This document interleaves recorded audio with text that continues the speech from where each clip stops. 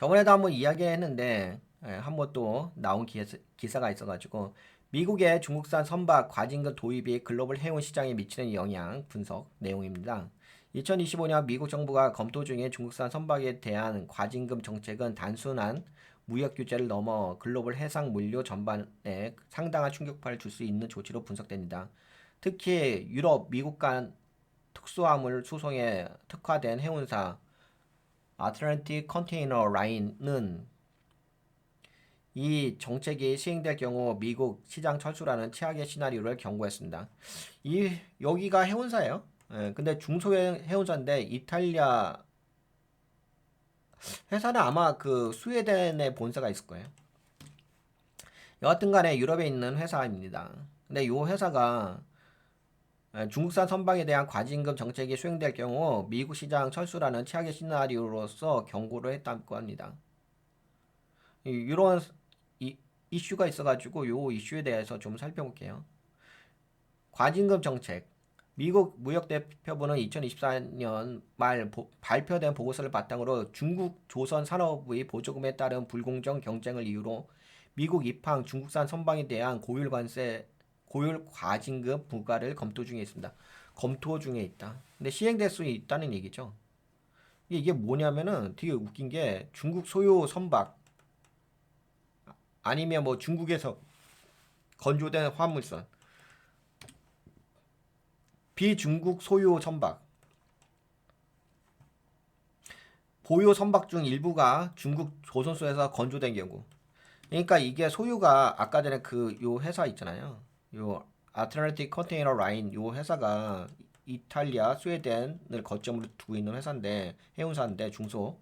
근데 이 회사에 그 배가 있을 거 아니에요. 그 배를 어디서 건조했냐면 중국에서 건조했어요.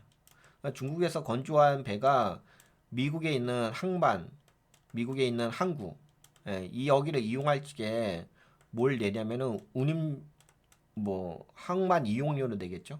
그 항만 이용료를 낼 적에 좀 더 많이 과징금을 부여를 한다는 이야기거든요. 그렇게 되면 이제 가격 경쟁력이 떨어지고 가격 경쟁력이 떨어지는 거겠죠. 그리고 회사 운영에 심각한 타격을 받겠죠.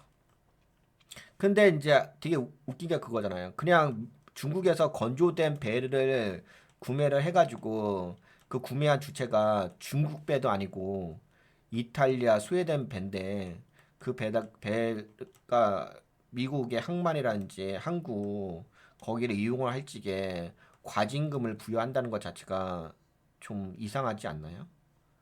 보통은 뭐 중국 배가 들어왔을 적에 중국에게 과징금 부여한다 이렇게 하는 거는 뭐 이해할 수가 있긴 하겠는데 그게 아니라 그냥 중국에서 건조된 배를 내가 보유하고 있다는 이유만으로도 과징금이 부여받을 수 있다는 거니까는 좀 답답하긴 할 것 같습니다. 중국산 배를 보유한 유럽 기업들은 이와 같은 구조는 오히려 중국 국적 해운사보다 비중국계 중소해운사에 더 큰 피해를 안길 수 있다는 점에서 정책 효과성에 대한 비판이 제기되고 있습니다. ACL ACL은 이탈리아 그린말디 그룹 소속의 해운사로 미국과 북유럽 간 특수 대형 화물 운송에 특화된 컨테이너 선박을 운영하고 있습니다. 여기 보시게 되면 운송 품목, 이 회사가 운송하는 품목을 에어버스, 항공기 날개, 건설기계, 농기계 등. 미국 출항 항만은 어디냐면은 뉴욕, 볼티모어, 노folk입니다. 북유럽 도착 항만은 리버풀, 함부르크, 독일과 영국이 있죠. 이 회사는 미국에서 유일하게 북대서양 구간에서 대형 특수 화물을 직접 운송할 수 있는 업체입니다. 과징금이 현실할 때의 경우 경쟁력이 완전히 붕괴된다고 경고했습니다. 예를 들어서 대형 해운사는 평균 항구 이용 비용이 $800인데 ACL 요 회사 평균 항구당 정가 비용이 2,000에서 2,500달러라고 합니다. 소형 해운사의 치명적이라고 하네요. 미국 수출 기업에 미칠 파급 효과. ACL이 철수할 경우 다음과 같은 미국 수출 인프라 공백이 발생할 수 있습니다. 이게 왜냐면은 미국과 유럽 간의 수출품을 운송해주는 해운업을 하는 거잖아요. 근데 이 회사가 여기 미국 항구를 이용하지 않겠다라고 했을 적에, 예, 그렇게 했을 적에 그래가지고 ACL이 철수할 경우 다음과 같은 미국 수출 인프라 공백이 발생할 수 있습니다. 국내 제조사의 북유럽 수출 경로가 마비가 될 수 있다. 그렇죠. 그 회사가 없으면은 그 회사를 이용했던 미국 수출 회사들이 타격을 입긴 하겠지. 농기계, 특수건설 장비, 항공기 부품 등 부피가 크고 복잡한 화물은 일반 컨테이너 선으로 운송이 불가합니다. 그러니까 ACL 해운사를 활용을 해야 되는 건데 트럭 운전사, 창고 노동자 등 물류 생태계 일자리가 약 300개 위협받을 수 있다. 그 다음에 물류 비용 급등. 그렇죠. 물류 비용이 급등할 수밖에 없긴 하겠지. 왜냐면은 그만큼 경쟁력이 높아지는 거니까. 하나의 회사가 빠지고 나면. 물류 비용 급등, 미국 수출 업체의 가격 경쟁력 상실, 항만 혼잡, 물류 재편으로 인한 운송 지연 가능성 증가. 특히 미국 내 대체 항만 부재와 캐나다, 멕시코 항만을 통한 우회 수출도 경제성 부족으로 실질적 대안이 되지 못한다고 평가됩니다. 운임 급등 가능성과 코로나 시기의 재현 우려. ACL CEO 앤드류 에버슨 다음과 같은 구조적 위험을 경고했습니다. 과징금 전가, 수출입 물류비가 급등할 수 있다. 그 과징금이 부과되게 되면은 항만 해피, 특정 항만 혼잡 심화될 수가 있고 컨테이너 부족 인위적 발생, 운임료가 상승한다. 코로나19처럼 운임이 급등할 재현이 우려된다. 에버 CEO의 직접적인 발언. 이건 우리만의 문제가 아니라 미국 수출 기업들이 가장 큰 타격을 받는 것이다.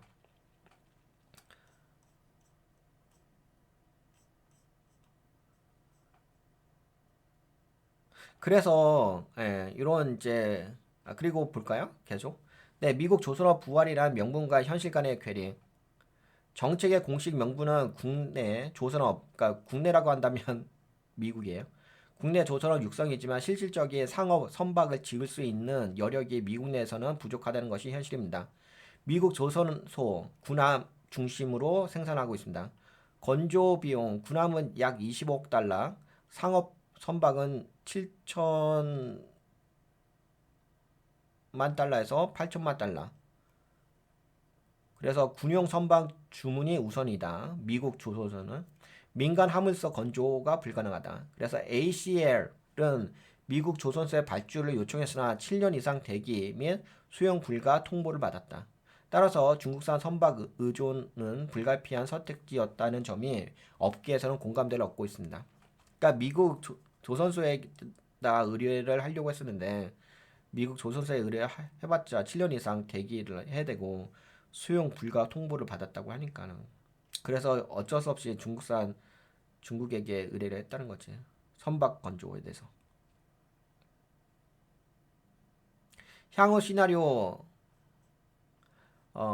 AC 정책이 시행될지 과징금 부과가 시행될지 ACL 등 중소 해운사는 미국 시장에서 철수, 특정 항만 축소 및 폐쇄, 컨테이너 회전율 저하로 운임비가 상승할 가능성이 있다.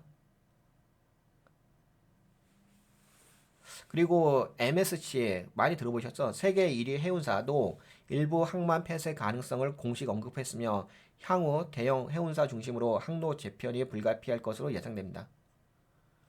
네, 결론. 정책 목표는 미국 조선 산업 보호이나 실제 타겟은 중국 조선소. 그러나 타격은 미국 유럽 간 연결 중소 해운사가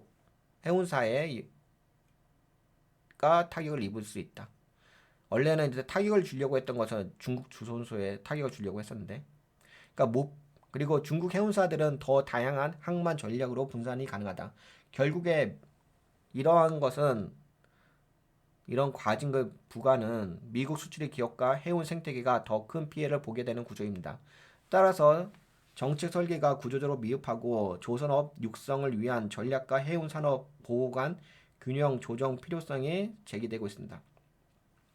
미국 정부는 중국산 선박에 대해 최대 150만 달러의 과징금 부과 정책을 검토 중에 있습니다. 이로 인해 중소해운사인 ACL은 미국 시장 철수 위기를 맞았습니다. 미국 제조업 및 수출업체에 직접적인 악영향이 예상되며 코로나19와 시기와 같은 운임 급등 가능성도 존재합니다.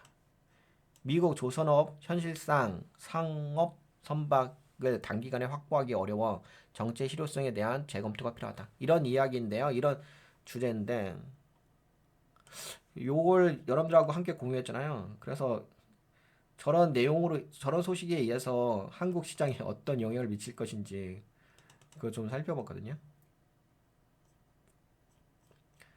우선은 이제 저렇게 되면 근데 이게 이거잖아요. 그러니까 미국이라는 나라가 있고 미국이 중국 조선소에 타격을 입히려고 하는데 여기에서 중간에 유럽에 있는 해운사들이 타격을 입는 거잖아.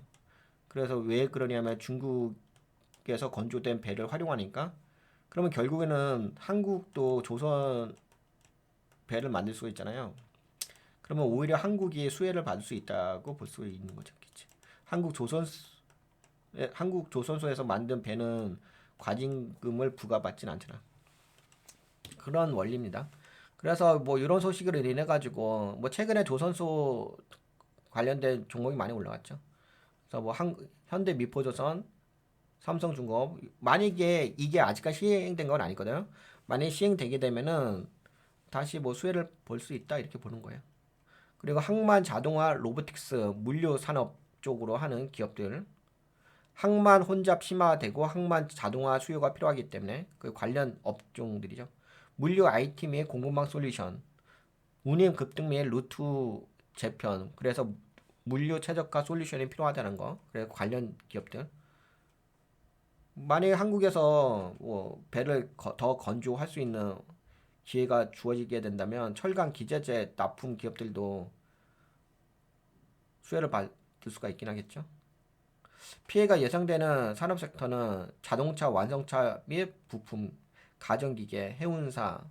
아무래도 이제 물류비가 상승하게 되면은 물류비 상승에 대한 그렇잖아요. 이렇게 자동차 완성차를 만든 기업들인데 해운 운송 비용이 상승하게 되면은 그러면은 이제 여기에서 운송료에 대한 비용을 더 많이 지불해야 되잖아. 그러니까 피해인 거죠. 이렇게 제품들을 만드는 완제품들을 만드는 기업들은. 그리고 뭐 한국의 해운사 중에서도 뭐 페노션과 대한해운인데 근데 이건 한번 여러분들이 그 회사에 대한 상세 내용을 좀 살펴봐야 될 것 같아요. 중국산 선박 보유 비중이 높은 경우 과징금 리스크가 반영될 수가 있다는데 근데 페노션하고 해운은 모르겠네. 이거 한번 여러분들 살펴보세요. 만약 이 회사가 갖고 있는 그 배가 보통 한국 해운사는 한국 조선소에서 만들지 않나? 만약에 이제 이 회사가 보유한 이제 배가 중국에서 건조된 배인지 한국에서 건조된 배인지 그거 체크해가지고 만약 한국에서 건조된 배라고 한다면 큰 문제는 없지 상대적으로.